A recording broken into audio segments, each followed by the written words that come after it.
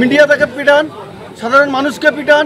সাধারণ মানুষ যখন আপনাকে পিটাতে স্টার্ট করবেন না, আপনারা রাস্তা খুঁজে পাবেন না যে কোন দিক দিয়ে দৌড়াবেন। মানুষের হয়ে কাজ করুন, মানুষের সাথে থাকুন, এটাই হবে সবথেকে বড় বুদ্ধিমানের কাজ। ভাঙড়ের মানুষ জানে, এখানে বুঝে গেছে তোমাদের ধাপ্পাবাজি, তোমাদের চিটিংবাজি, তোমাদের কথা আর মানুষ শুনছে না আর শুনবেও না। তোমরা যে আসলে বিজেপির দালাল সেটা বারবার প্রমাণ হয়েছে। তোমরা আমাদের উপরে দেখে দিতে চাইছো, নিজেদের উপরে যে দোষারোপটা, তোমাদের যে দাগ লেগে আছে সেটাকে ধুয়ে মুছে সাফ করার জন্য আমাদের দিকে সবসময় আঙুল তুলছো। বিধানসভায় আমাদের নওশাদ সিদ্দিকী মহাশয় যে কথাগুলো বলেন, আমরা তো বারে বারে বলেছি বিধানসভার টিভিটা চালিয়ে দিতে বলুন, সারা পশ্চিমবাংলার মানুষ বুঝতে পারবে নওশাদ সিদ্দিকী কী বলতে চাইছে পশ্চিমবাংলার মানুষের জন্য। আপনারা কোনো কথা বললে কোনো মানুষের জন্য কথা বিধানসভায় বলেছেন আজ অবধি? আপনারা বলেন না, আপনারা খালি বলেন মিডিয়া থেকে পিটান, সাধারণ মানুষকে পিটান। সাধারণ মানুষ যখন আপনাকে পিটাতে স্টার্ট করবেন না, আপনারা রাস্তা খুঁজে পাবেন না যে কোন দিক দিয়ে দৌড়াবেন।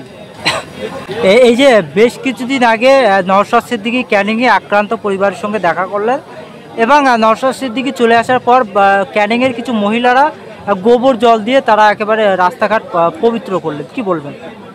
দেখুন, যারা মূর্খের স্বর্গে বাস করে তারা গোবর জল দিয়ে ধুলে কি রাস্তা পবিত্র হয়? আগে এটা ভাবতে হবে তারা কোন জায়গায় বাস করছে। তারা যে কালচারের লোক সেই কালচারই করেছে। গোবর জল দিয়ে তো অশুদ্ধ হয়, নোংরা হয়, তারা গোবর জল দিয়ে ধুচ্ছে। চিন্তা করতে পারছেন তো? এটাই তো তাদের ভাবমূর্তি।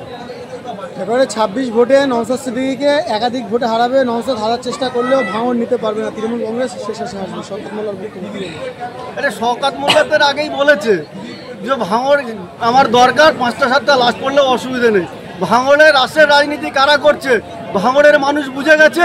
এর যোগ্য জবাব 26-এ ভাঙড়ের মানুষ তৈরি হয়ে আছে। তোমাকে ক্যানিং নদী পার করাবে ভাঙড়ের মানুষ। এবং তিনি চ্যালেঞ্জ করছে আব্বাস সিদ্দিক এবং নওশাদ সিদ্দিককে, যে আব্বাস সিদ্দিক ক্যানিংয়ে দাঁড়ায়, নওশাদ সিদ্দিক ভাঙড়ে দাঁড়ায়, দুই ভাইকে চ্যালেঞ্জ করছে। আরে উনি ওনার চ্যালেঞ্জ করছেন, এনার আগে অনেক লোক চ্যালেঞ্জ করেছে। চ্যালেঞ্জ করে তারা কি তাদের জায়গায় দাঁড়িয়ে আছে? এনারা চ্যালেঞ্জ করেন, যখন লাস্টে দেখবেন হেরে যাবে তখন বলবেন এটা রাজনীতিতে বলতে হয়, আমরা বলেছি। এটাই এদের কালচার। এদের সঙ্গে যদি পুলিশ প্রশাসন না থাকে, এরা মাঠে ময়দানে 1 মিনিট দাঁড়াতে পারবে না। আগেও বলেছি, এখনো বলছি। আমি বলবো যে প্রশাসন বন্ধুরা এদেরকে অন্যায়ের সাথ দিচ্ছে, তাদেরও পরিবার আছে, তাদেরও পরিজন আছে। এই জনগণের ট্যাক্সের পয়সায় কিন্তু যে পুলিশ প্রশাসন তার জামার যে উর্দিটা গায়ে আছে সেটাও কিন্তু সাধারণ মানুষের ট্যাক্সের পয়সা। এটা তাদেরকে মাথায় রাখতে হবে। আমরা বারে বারে অনুরোধ করব প্রশাসনকে, আপনারা নিরপেক্ষতা বজায় রাখুন।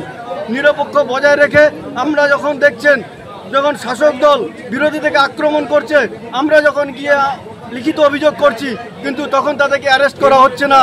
আর যখন কোনো শাসক দল গিয়ে একটা লিখিত অভিযোগ মিথ্যা করে দিল, আপনারা সেটা গিয়ে ইনকোয়ারিও করলেন না, তাকে অ্যারেস্ট করছেন। কিন্তু এইগুলো ভুল করছেন।